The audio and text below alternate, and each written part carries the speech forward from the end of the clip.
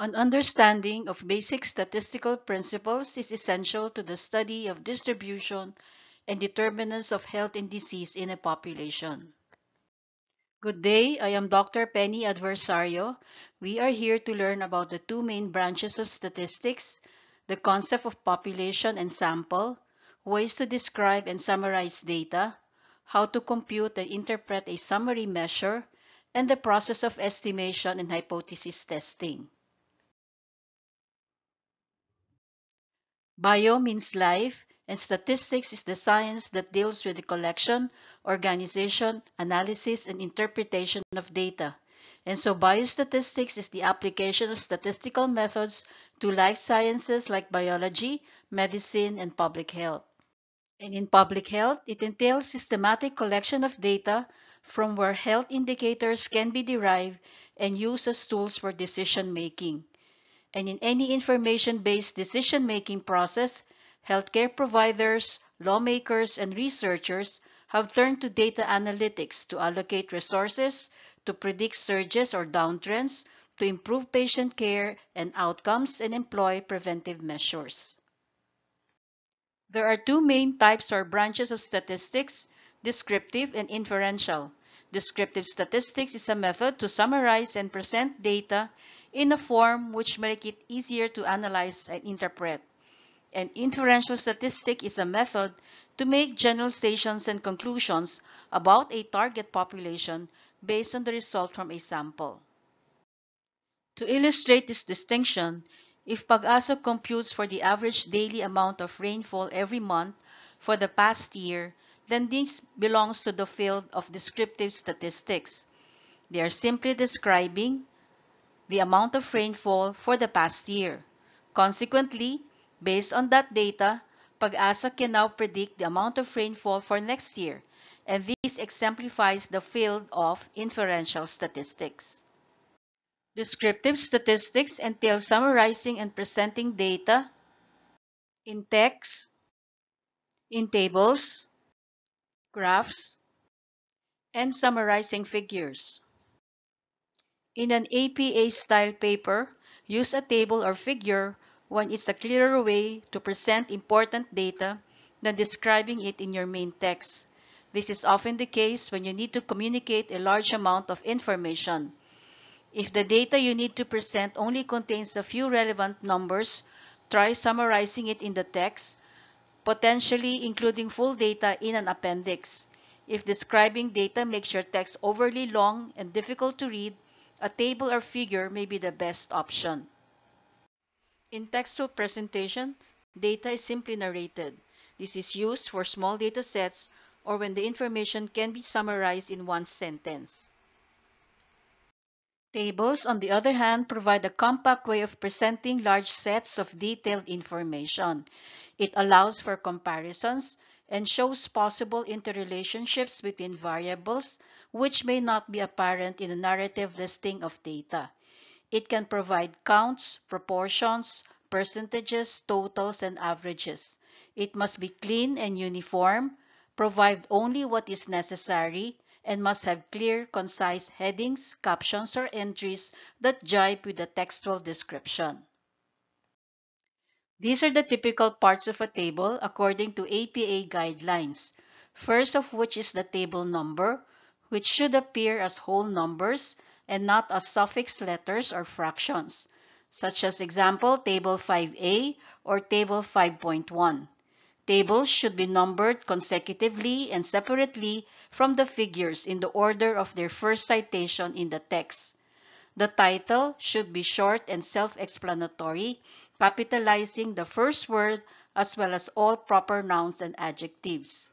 Each row and column must have a heading, except for a heading that pertains to two or more columns, where it is centered over the columns it encompasses. The body of the table, which contains the cells where figures and totals are placed, should also include zero or hyphen for empty cells. The decimal point should be aligned, and there should be consistency in the number of decimal places. The footnotes may contain general notes that apply to the entire table, such as the source, explanations for codes, abbreviations, or symbols. Second, specific notes that refer to a particular column or row indicated by symbols. And third, probability note, which indicates the level of significance used. There are several types of tables. First, we have the word or textual table. This is a one-way table showing a single variable, reasons in the rows with the corresponding counts or frequencies and percentages of the categories of the variable. This is a two-way 2x2 table. The row variable time-feeding decision was made with two categories pre and during pregnancy, and the column variable with two categories successful and unsuccessful breastfeeding, with the corresponding counts and percentages in the cells and marginal row and column totals. This is a statistical table showing the results of a chi-square test. This is a dummy table which is devoid of results or data, also known as skeleton tables and a standard requirement in research proposals. It provides a preview of tables to be presented. It helps the researcher define the data to be obtained, the reviewer in protocol evaluation, and guides data analysts or programmers. Graphs only show approximations and the general picture of the data set. If you want to see the exact figure and details of the data set, you look for it in the tables. Just like the table, it allows comparisons and reveals probable relationships between variables.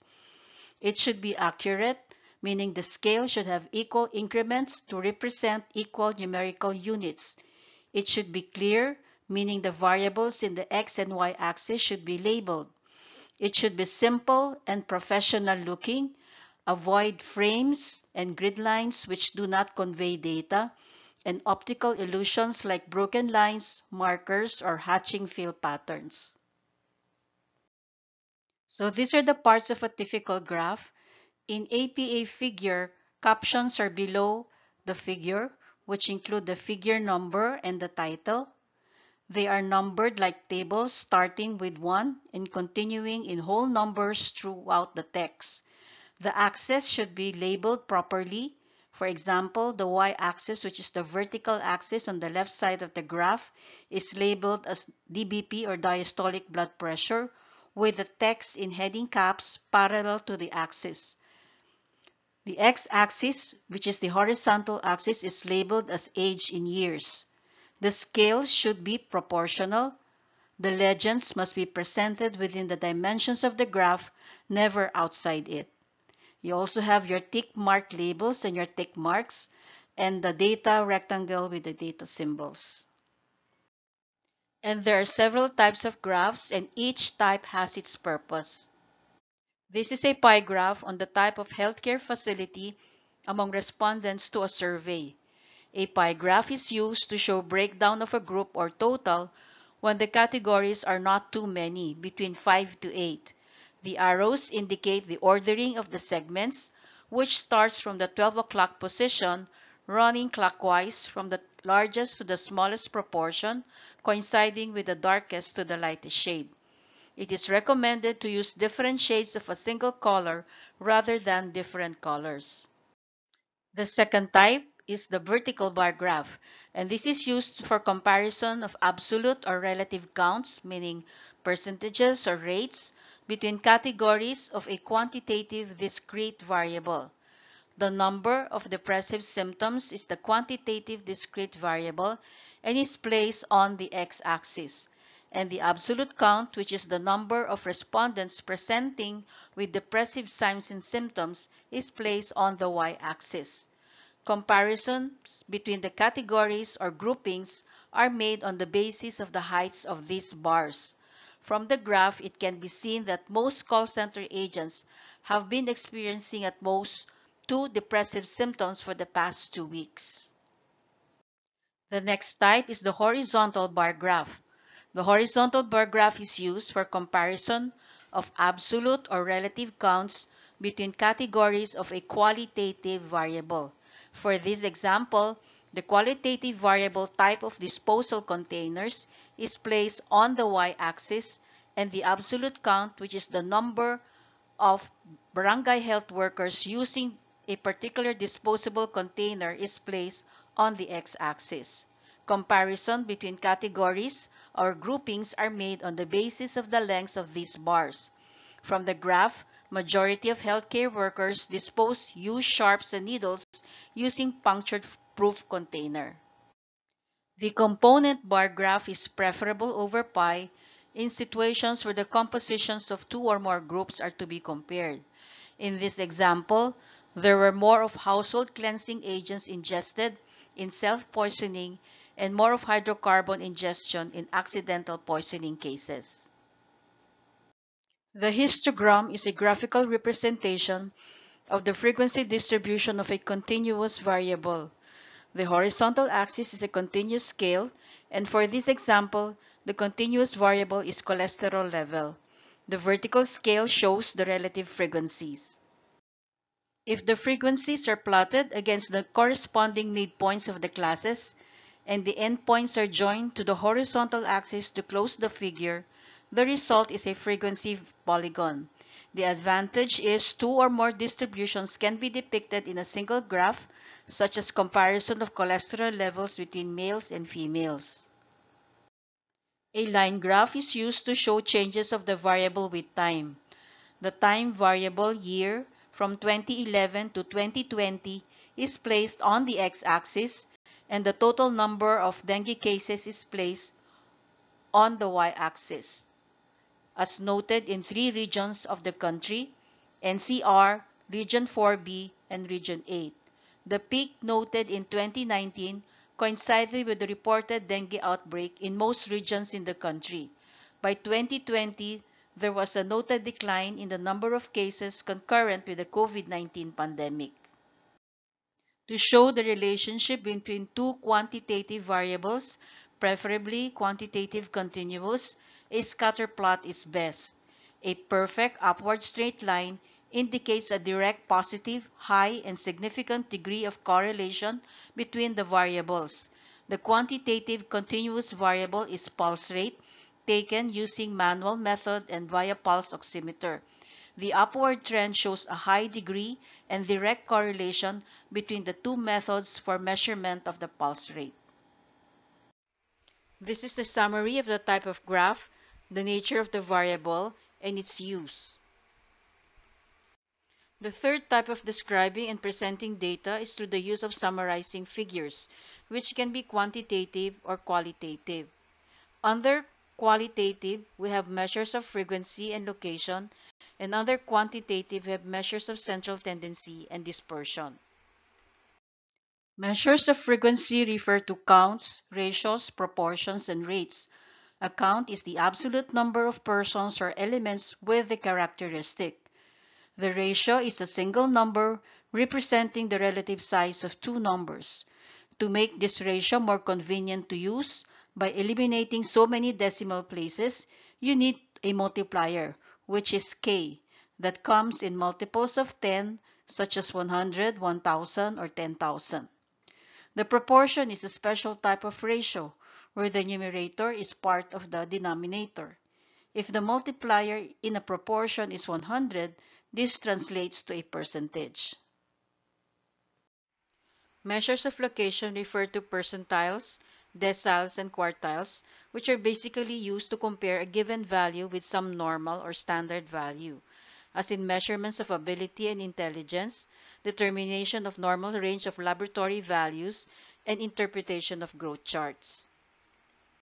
In growth charts, percentiles are used to illustrate if a child's weight falls under the normal range for age. For boys 12-month-old of age, the 95th percentile of weight is 12.4 kilograms.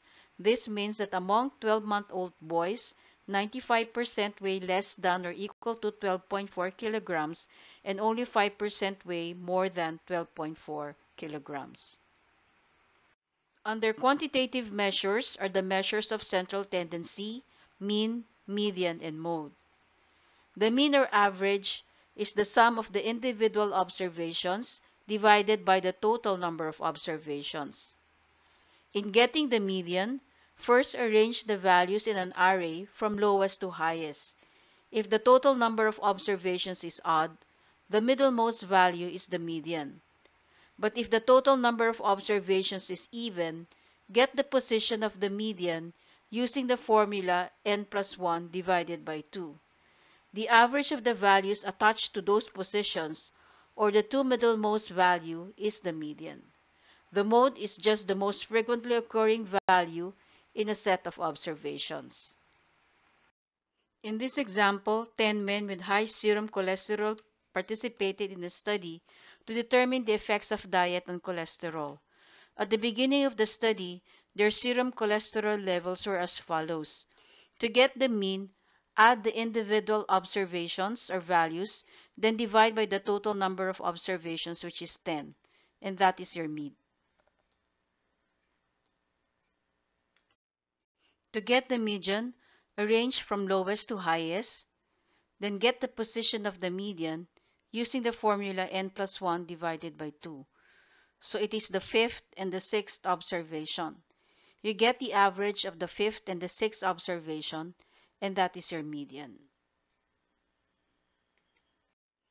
And the mode is 230 and 274.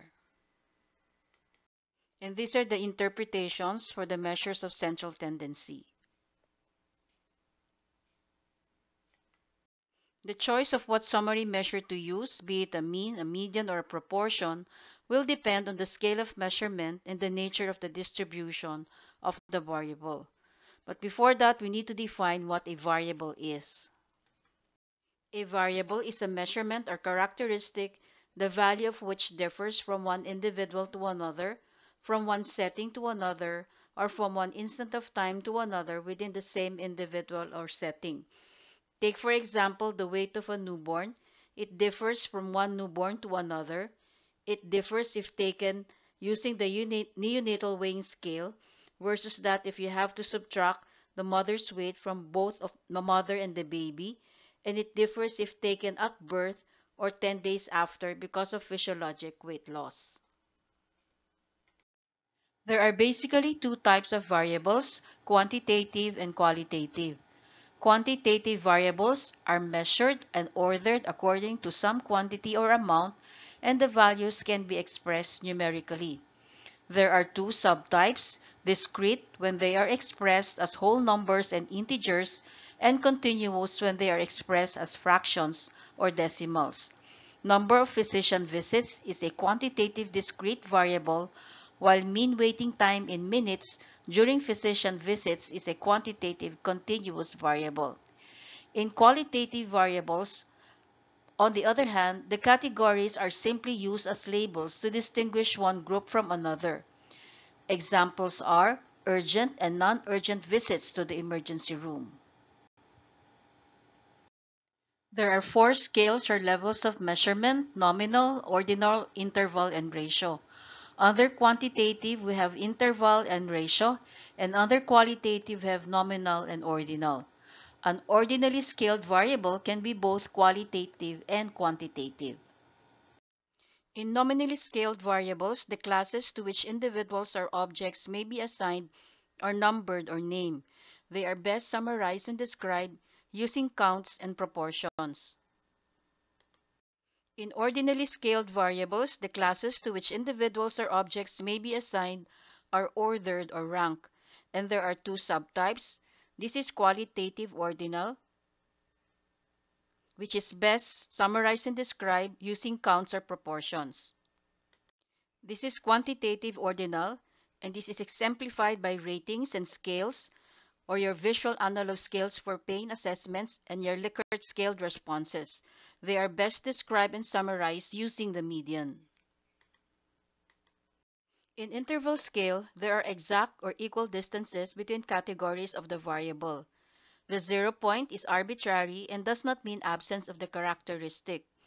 The difference between 6 and 4 degrees is the same as 30 and 32 degrees, but 30 degrees is not 5 times as hot as 6 degrees. They are best described and summarized using mean, median, or mode, but not ratios between data. In ratio-scaled variables, the 0 point is fixed, and the ratio between two numbers can be meaningfully computed and interpreted, such that it can be said that a 100 kilogram individual is twice as heavy as a 50 kilogram individual because the 0 point is fixed. Ratio-scaled variables are best described and summarized using the mean, median, or mode. Nature of the distribution pertains to whether they are normally distributed or skewed. If the distribution of the variable is symmetrical or normal, which is with continuous variables, or the curve is bell-shaped, the following summary measures such as the mean, median, and mode can be used interchangeably because they are all found in the center of the distribution. For skewed distributions, the median or mode is preferred because it is not affected by extreme values unlike the mean. Because in computing for the mean, all observations are considered in the computation, and if there are extremely low or high values, the mean value will be pulled towards the direction of the low or high value. If skewed, the mode will still be the highest point on the curve and the mean on the outermost portion of the curve, and the median is the middle between the mean and the mode. One can output a histogram to check for skewness of the data, or check the value of skewness from a computer output. If it is far from zero, it can be positively or negatively skewed. The degree of spread or variability in the data is provided by the measures of dispersion, since the average alone is not enough to describe a set of observations. The range is the simplest to understand, as it is just the maximum minus the minimum value in a set of observations. Conceptually, the variance is the average of the squared deviations from the mean. The mean is the reference point, such that any deviation or difference from the reference point gives us an idea of how close or how far the individual observations are from the mean. This is expressed through the definitional formula on the left, while the notation on the right is the computational formula. It is basically getting the difference between the sum of the squares and the square of the sum. The implication here is that the greater the variance, the more dispersed the data, the farther the values of the individual observations are from the mean, and the more imprecise the estimate. Back to our previous example, the highest value is 366 and the lowest is 230. And therefore the range is 366 minus 230, which is 136.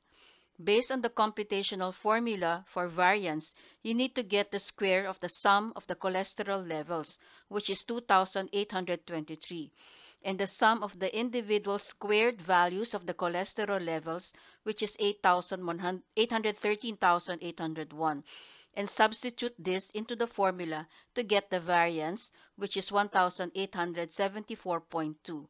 The standard deviation is just the square root of the variance, which is 43.3. The advent of statistical softwares like Excel and SPSS has eased up generation of descriptive statistics.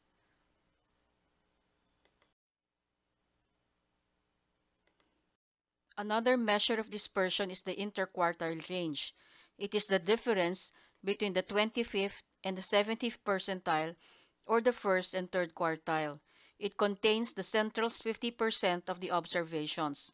The wider the difference, the more dispersed the data. In summary, proportions and percentages are used to summarize nominal and qualitative ordinal data. Percentiles are useful to compare an individual observation with a norm. The median is used for quantitative ordinal or skewed numerical data. The range is used with numerical data when the purpose is to emphasize extreme values. The standard deviation is used when the mean is used, and the interquartile range is used to describe the central 50% of a distribution regardless of its shape. To show you an example of generating descriptive statistics, this is raw data in Excel on PPD, purified protein derivative readings, of 30 patients with mild pulmonary tuberculosis. This is a frequency distribution table of the data showing the counts and percentages of patients having a particular PPD size, such that 5 patients or 16.77% have PPD size of 10 millimeters.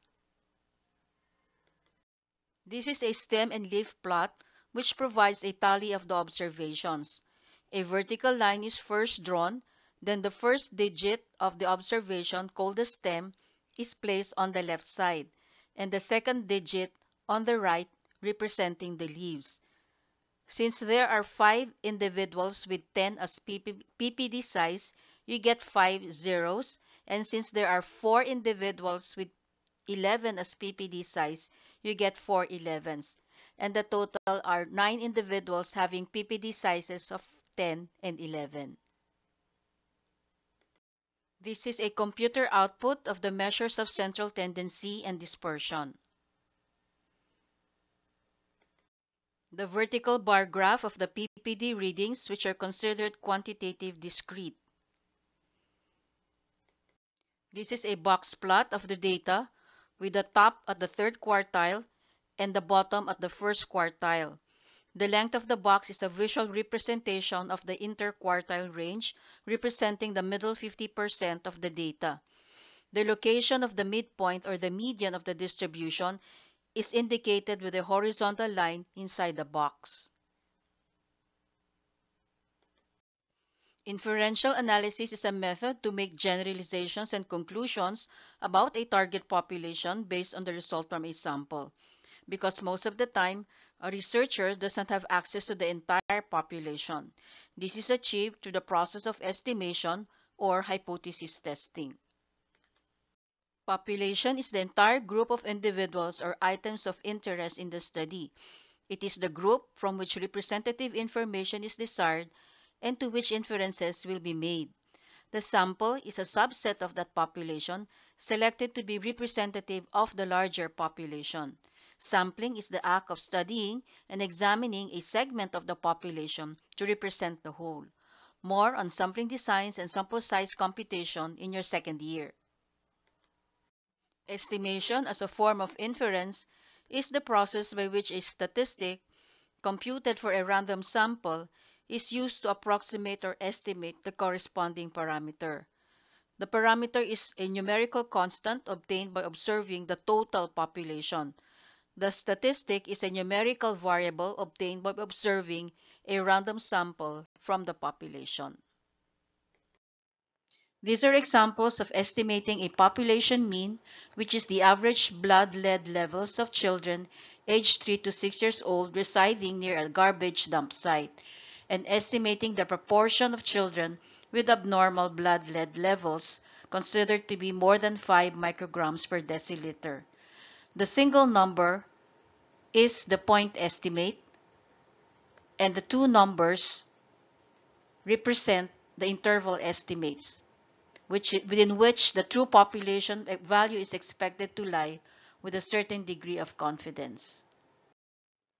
The process of hypothesis testing involves the use of a statistical test. You start by stating the null and alternative hypothesis, then data is collected from a sample and analyzed.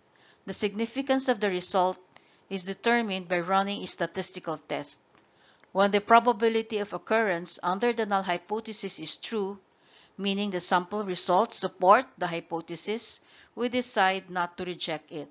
But when the probability of occurrence is low, meaning the sample results do not support the null hypothesis, we decide to reject it in favor of the alternative hypothesis.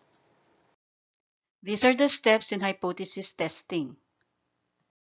The first of which is stating the null and alternative hypothesis. The null hypothesis is the hypothesis of no difference or statement of equality. The alternative hypothesis is the research hypothesis. It can be one-tailed or two-tailed. A two-tailed type of alternative hypothesis simply states that there is a difference between groups. It does not specify the direction of the difference. On the other hand, a one-tailed type of alternative hypothesis specifies the direction of the difference, in which groups it is higher or lower, greater or lesser. From the researcher's point of view, it is hoped that the null hypothesis will be rejected to allow acceptance of the alternative hypothesis. In this example, a researcher wishes to determine if there is a significant difference in the systolic blood pressure obtained between aneroid and digital sphygmomanometer. The null hypothesis is that there is no significant difference. The two-tailed alternative hypothesis is that there is a significant difference. And the one-tailed alternative hypothesis is that aneroid gives higher readings than digital sphygmomanometer. The next step is stating the level of significance alpha. It is the probability of occurrence of the observed and more extreme values that is considered too low to warrant support of the hypothesis being tested. When we arbitrarily set the level of significance at alpha, we are setting the probability that we shall erroneously reject a true null hypothesis to be at most equal to alpha. So if we set it at 0.05, the probability that we are rejecting a true null hypothesis is at most 5%. And the probability of rejecting a true null hypothesis is committing a type 1 error, and that is concluding that there is a difference when none exists. And the probability of not rejecting a false null hypothesis is committing a type 2 error or your beta error, and that is concluding that no difference exists when actually there is. The third step, which is choosing the test statistic, depends on the sampling distribution of the sample statistic, which is used to test the hypothesis. The test statistic has its own sampling distribution, which is what we use for assessing the probability of occurrence of our sample results under the null hypothesis. Fortunately, statisticians have already tabulated the probability distributions of the different test statistics. So we have the normal table if you want to employ the Z statistic, the T table for the T statistic, and the chi-square table for the chi-square statistic. The fourth step is determining the critical region. Each test statistic has a distribution. The distribution of the test statistic is divided into an area of acceptance and an area of rejection. The critical value is the dividing line between these areas. It is this value that leads to the rejection of the null hypothesis. It is found at the tail of the sampling distribution of the test statistic. The basic computation follows this formula. The process has been made more convenient and efficient through the use of data analysis software packages. And the basis for the statistical decision whether to reject or not reject the null hypothesis can be either of the following. If the computed value of the test statistic falls in the critical region, then the null hypothesis is rejected. If the p-value is less than the set level of significance, say less than 0.05, then the null hypothesis is rejected. And if the confidence interval of the estimate does not include the null value, which is 0 for mean difference as the estimate, or 1 for an odds ratio or RR as the estimate, then the null hypothesis is rejected. And if the results are statistically significant, you conclude by stating the alternative hypothesis. But if the results are not statistically significant, you conclude by stating there is no sufficient evidence to say, then follow this up with the statement of the alternative hypothesis. To give you an example on hypothesis testing, a researcher wishes to determine if there is a significant difference in the systolic blood pressure between aneroid and digital sphygmomanometer. We first start by stating the null and alternative hypothesis. The null hypothesis is that there is no significant difference in the average systolic blood pressure between aneroid and digital sphygmomanometer, and the alternative is that there is a significant difference in the average systolic blood pressure between the two instruments. We set our level of significance alpha equal to 0.05. The test statistic is the independent t-test based on the objective of the study, which is on comparison between two independent groups, and the nature or scale of measurement, which is ratio. The critical region is for a t-test is based on the alpha of 0.05 and the degrees of freedom equal to 70. And from a statistical table, this is equivalent to a t-value of 2.0. This equates to a p-value less than 0.05. Since the p-value of 0.234 is greater than the set level of significance of 0.05, the null hypothesis is not rejected. Other basis for rejecting the null hypothesis is 1. The computed test statistic value of 1.201 is less than the tabulated value of 2.000 and expectedly falls outside of the critical region. And the 95% confidence level of the difference between group means, which contains the value of 0. And since it is not rejected, the conclusion is that there is no sufficient evidence to say that there is a significant difference in the systolic blood pressure between aneroid and digital sphygmomanometer. These are the references used for the lecture.